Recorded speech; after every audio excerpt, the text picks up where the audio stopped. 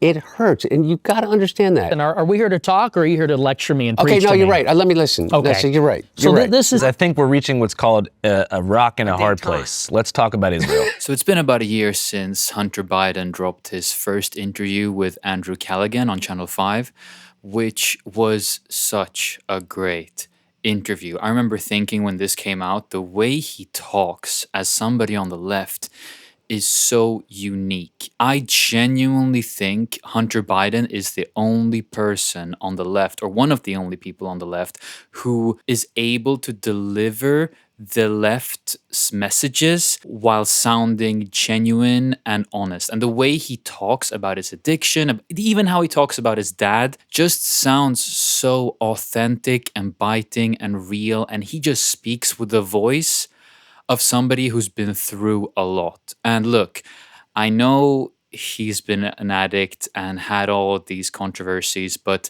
if Trump can be president twice, 2.5 times, depending on who you are and whose side you're on, this guy, anything could happen. And he just dropped this new interview with Andrew Callaghan. I believe it's the third time he's on Andrew's channel, and it's with Nick Fuentes, and they have a really, really interesting conversation. And I'm a little bit disappointed in how Hunter Biden pushes these very, very typical left-wing topics, and I don't agree with all of them, but I do think the way he talks about them, somebody who did something similar is Gavin Newsom when he launched his podcast, which he tried to make into this like Rogan-ish talk to all sides type podcast, although obviously very politically oriented. He had Charlie Kirk on, which is a great interview I can warmly recommend, and Steve Bannon, which is a bit more of a shitposty one in my opinion. I think the Hunter Biden, Nick Fuentes dynamic here is what Gavin Newsom's podcast should be, because I feel like Gavin Newsom, and this also is very adjacent to the next election and how all these Democratic candidates are positioning themselves. I liked Gavin Newsom's podcast from the guests are interesting sort of standpoint, and hearing these two people in the same room for once is kind of rare. And from that standpoint, I enjoyed it. But in this interview, we really see like a pretty deep exchange. And I think Nick Fuentes makes some great points too. He feels very stuck in 2016 in sort of peak woke, which I know this sounds kind of lame and silly and stupid, but I can really relate to that just on a personal level. And I feel like a lot of my content is sort of in a similarly reactionary space with that sort of gravity point.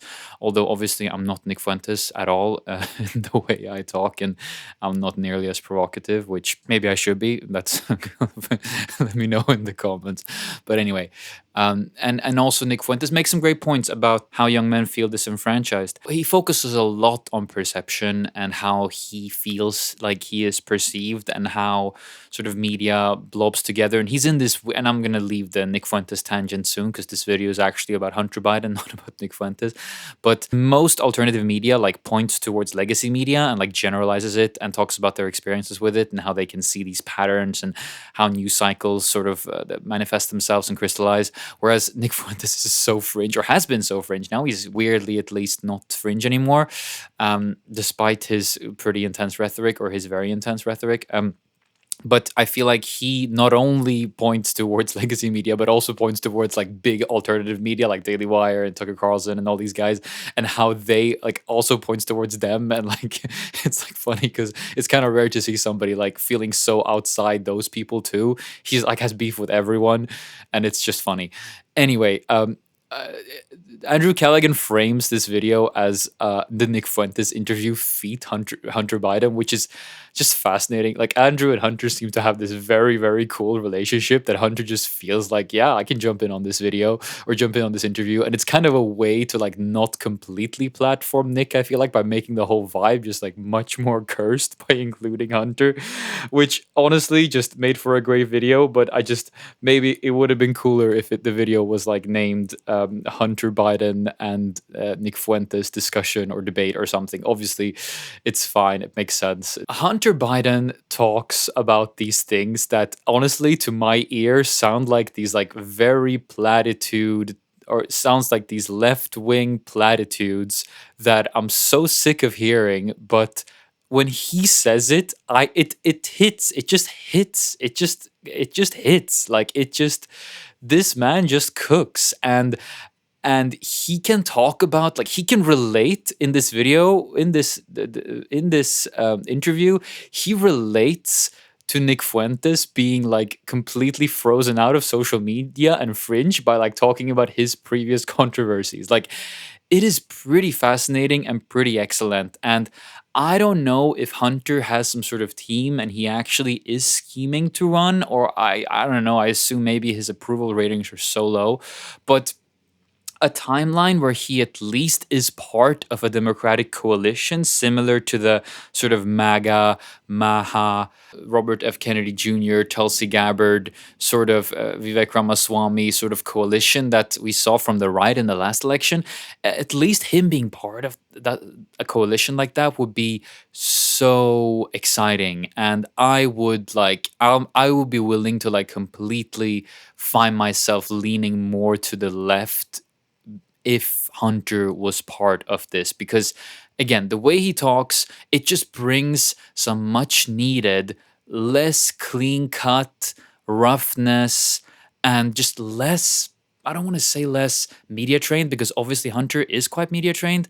But he's also just genuine. Like it just feels genuine in contrast to these very sort of polished, democratic, establishment produced figures. Like the obvious example is Gavin Newsom, who really is Hillary of his generation, or Hillary of 2028 if he is the Democratic presidential candidate. Hunter Biden just brings that energy and that lack of polish, and the way he's just so respectful as well to somebody like Nick Fuentes, but also calls him out on the way he talks. I do feel like what both Andrew and or what Hunter mainly misses, I think, I don't know if Andrew understands this, but he's kind of on that train a little bit in this video. And also Andrew is so funny. There's a point where he's like, yo, let's talk about something that you'll be able to agree on. Israel Palestine. So funny. Hunter Biden calls Nick Fuentes out for some of the things he said, and Andrew sort of, I guess, I don't want to say dirtily, because the clips are there, and like as far as it's an L from Nick Fuentes, or as far as it's an L from Fuentes, he did say these things.